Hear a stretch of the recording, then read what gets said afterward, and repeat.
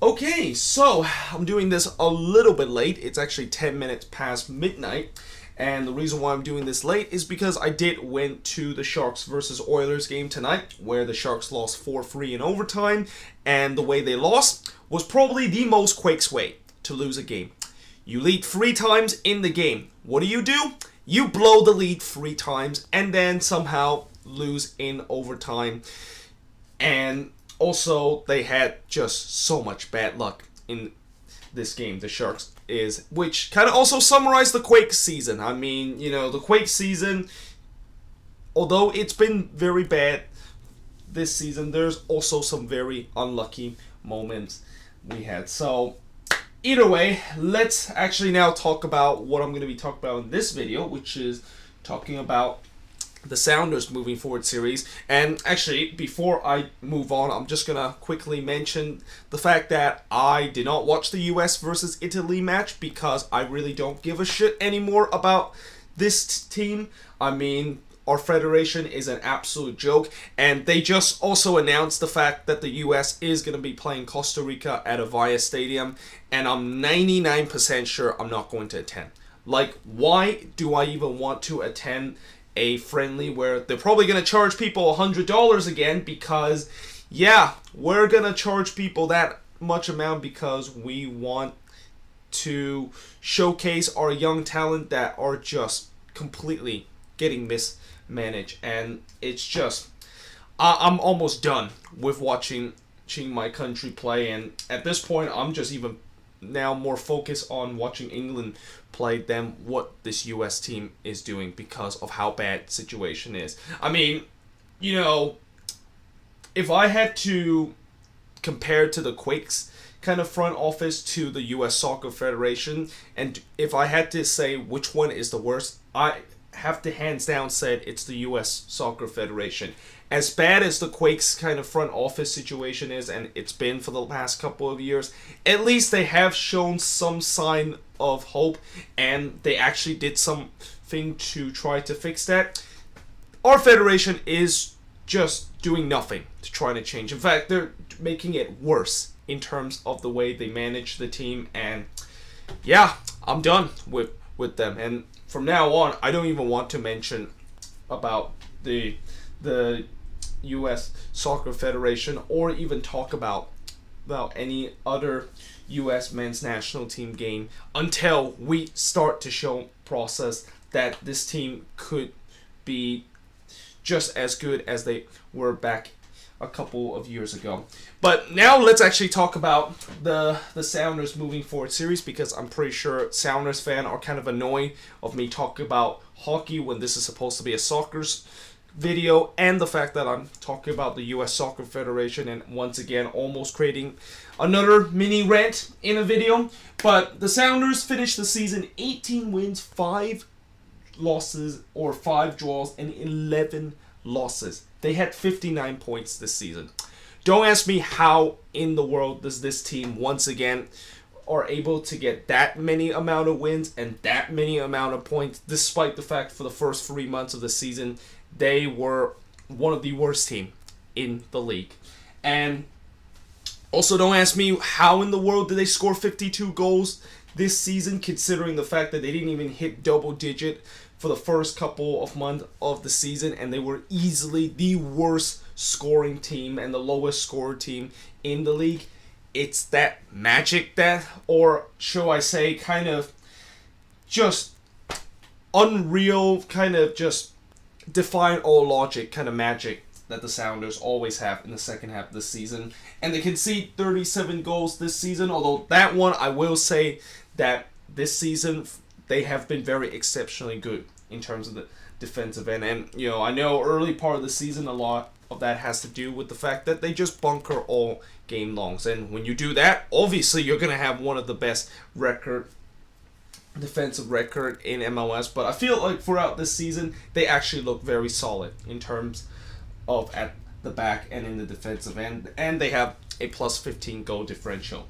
And they got eliminated in the conference semifinal, and unfortunately they were involved in a conference semifinal against their hated rival Portland Timbers, And not only that was the best series we have seen throughout this playoff, but you gotta say that has to be one of the best series we have ever seen in any MLS conference semifinal or a two-legged affair. I mean, the hype level of this being the Cascadia Derby in the playoffs were already high enough, but the way that those two legs happen and how both teams just went toe to toe each other, and it just felt like no one want to lose. Like both teams just always fight to the very end to try to not lose the game, and they had to go all the way to penalties to decide it.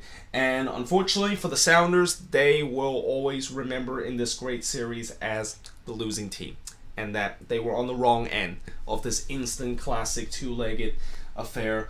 And in terms of the top goal scorer for Seattle, Ruidíaz with 10 goals. Unsurprisingly, Ruidíaz is the top goal scorer of this team. Consider he was pretty much the offense for this team, especially in the second half of the season, and how big of an impact he has made. Nicolas Ladero with 8 goals, Will Bruin with 7, Victor Rodriguez with 5, and Christian Rodon with 4 goals. Top assist leader, again, unsurprisingly, Ladero, 16 assists this season, only 2 short of Deutschkow and Acosta in terms of the assist leader list, and I think he is 3rd on the top assist leader list of all of MLS. I mean, it's Ladero, once again, an amazing season he has, and it's just 16 assists. That is just quite incredible for him. And then you got Rodon with 9 assists. That is Christian Rodon.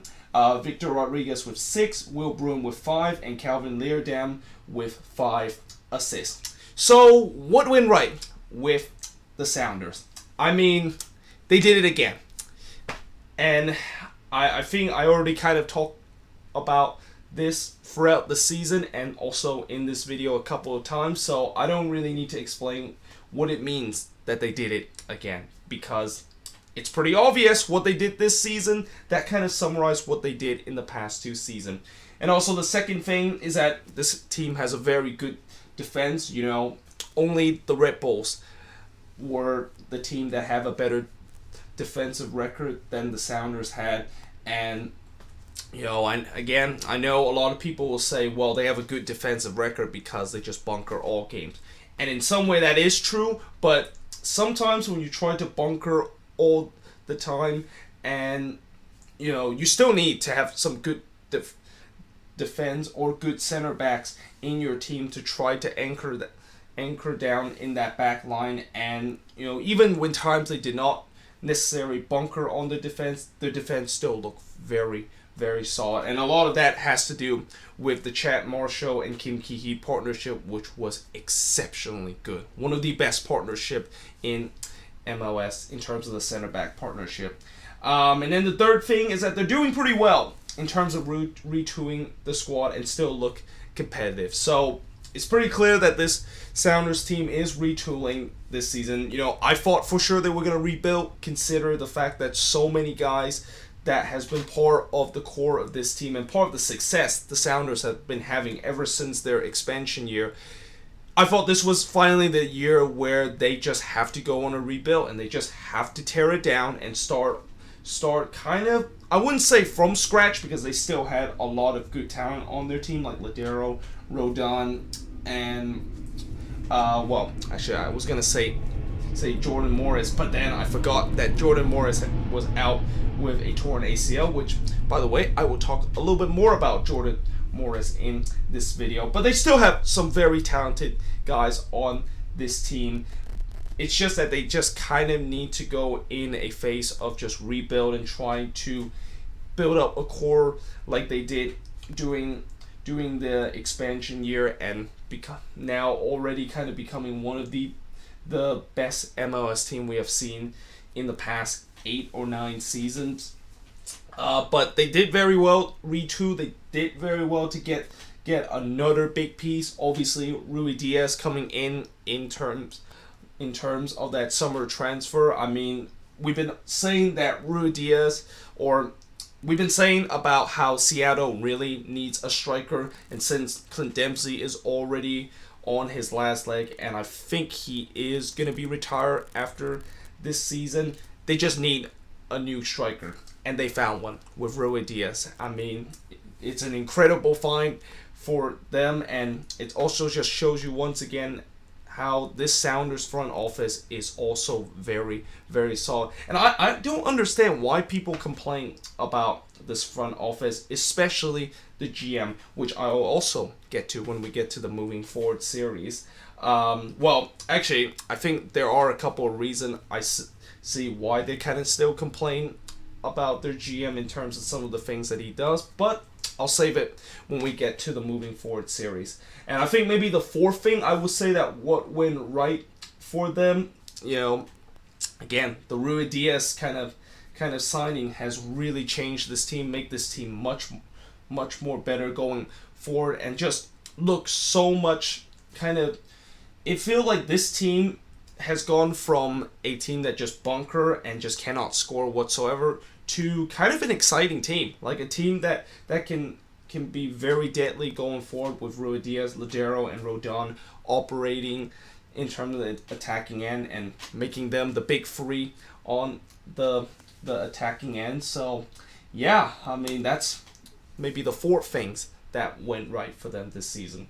What needs to improve for the Sounders? And really, there's only one thing that they need to improve, and that is they cannot get off to another slow start. I mean, I don't care if this team has done this for the last 3 seasons, and I don't care if this might be the formula for the Sounders, where they just go AWOL for the first couple of months and then eventually they turn it on, which, by the way, probably will not work anymore in the future either way, because recently there's been news that they're going to shorten the regular season, which means that, I heard they're still going to have the same amount of games, which means that, even though they shorten the season, doesn't mean that they're going to have fewer games, but those games are going to be more congested. And if the Sounders, like what they've been doing for the last 3 seasons, first couple of months, slumping and really coming out of the block really slow, they're not going to get the chance of coming back in the second half of the season if that second half of the season is going to be shortened. And they're going to have to do something incredible to try to continue to do that. But at the end of the day, next season, if the Sounders does this again, then I don't know what to say anymore if they do this again. Surely this cannot continue. Surely this is not sustainable. Like, this has just really defied all logic with the way that they can still do this every single season, despite all points saying that they can't do this anymore. Eventually, it's gonna haunt them if they get off to a slow start again next season. And I think maybe the other thing that they need to improve, and me putting one thing kind of make you feel like the Sounders have a complete squad. In some way, yes, but in some way, no, because I think this team still lacks some depth in terms of their squad. I think when they lost Rodon for that second leg conference semi-final, that was definitely a huge loss for them, and you can see it going forward where they were not as dynamic going on the attack. And also, maybe they need some pacey players, especially in the wing area. This team, throughout this season, I have seen them go on the attack, and it just feels very slow in terms of their development of play. And a lot of that has to do with the fact that they just don't have a lot of pacey player on their team, not a lot of kind of just very fast kind of creative player. And because of that, they just look really, really slow. And I think teams are eventually going to find a way to defend this team, and teams probably won't be as stressed out in terms of defending this Sounders team because of the way they are very slow in terms of development play. They can just sit back and kind of absorb all that pressure, because that they're not just going to quickly play 1-2 balls and there you go. That's all they needed to score the goals.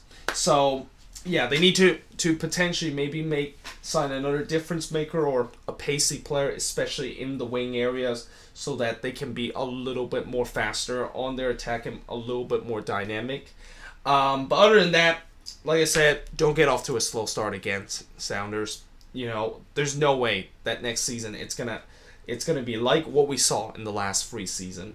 But moving forward for the Sounders, so they're gonna continue this retooling process in the off season. So they're gonna replace some of their aging veteran on this team with some new kind of talent. The second thing, what will Garth Lagerwey do in terms of his second term? So one thing that I think a lot of people don't know about how the GM situation worked in Seattle is that they actually have kind of a democracy kind of system in terms of choosing their GM. And I actually like the way that they did this, where the season ticket holder will usually have a vote in terms of each term of the GM that is serving, and if the season ticket vote for him to stay, which Garth Lagerwey was able to get enough votes to get him to earn another term as GM of the Seattle Sounders, then yeah, he can stay. But if the season ticket holder says no, then he of course will be out, and there's going to be another GM that is going to be coming into it. And a lot of people did not want Garth Lagerwey back from this team. I think the only reason why he is still here and the only reason why he won that election is because of what they did in the second half of the season. There was a lot of Lagerwey out in the first half of the season. Second half of the season, when they did well, that's when the Lagerwey out kind of campaign kind of been quiet. And I think in some way, I feel like Lagerwey is in some way kind of being mistreated with with the fans, and saying that he is being kind of cheap. And at times, yes, he is kind of being a little bit cheap in terms of the signing. But when he signed some difference maker for these past couple of seasons, guys like Raul Ruidiaz, guys like Nicolas Ladero, guys like Victor Rodriguez, and even Kelvin Leerdam as the difference maker, you got to give a lot of credit for what he has done, and just overall what the Sounders front office has been doing by sustaining this success. It is really incredible seeing this team, ever since they come into the league, just always find a way to make the playoffs. Usually, when you look at how sports franchise work these days, and especially in MLS, it's really hard to sustain this kind of stability for a long period of time, and that is exactly what the Sounders have been doing every single season. So in some way, I feel like Lagerwey should get some credit by that, and I'm happy that he did win his second term, because he definitely deserved it. And then finally, what will Jordan Morris be next season? So, for those of you that don't know who Jordan Morris is, because I'm pretty sure some people forgot who he was, since he's been out for not majority, but all season long, and for the previous season he's been very injury prone. But basically he still is part of the Sounders team, and it's interesting to see what's gonna happen to him next season, and whether is he gonna share the striker duty with Raul Ruidiaz next season, or, in an unpopular opinion, is he going to be moved to somewhere else? And I wouldn't be surprised if the Sounders would decide to do that, because, as I said, Morris is very injury prone, and you don't know how good he's going to be coming back from this torn ACL. And I'm pretty sure a lot of teams would definitely want a Jordan Morris on their team, and they're going to pay a lot of money for the Sounders in order to get him. So why not decide to trade Jordan Morris and use that general allocation money or TAM money to buy a couple of other star players from other position? I mean, it's an unpopular opinion. I'm pretty sure Sounders fan will say that I'm crazy thinking that they should get rid of Morris in order to get those general allocation money. But it kind of does make sense in a way of what Jordan Morris has been in the times that he's been in MLS and the times that he's been with the Sounders, which is he had a great first year, but in the second or third year, that's when things kind of fall off to pieces because of the injuries that he's been suffering. But either way, that is pretty much it for this video. Let me know in the comments below, what do you think of this moving forward series for the Seattle Sounders? Of course, Sounder fans, make sure you comment in the comment section what went right, what need to improve, and most importantly, moving forward. And yeah, I hope you guys enjoyed this video, and I will see you guys next time. And I believe the next team that is going to be up for my moving forward series will be RSL. So I'm going to do RSL tomorrow in terms of the moving forward series, and I'll see you guys next time.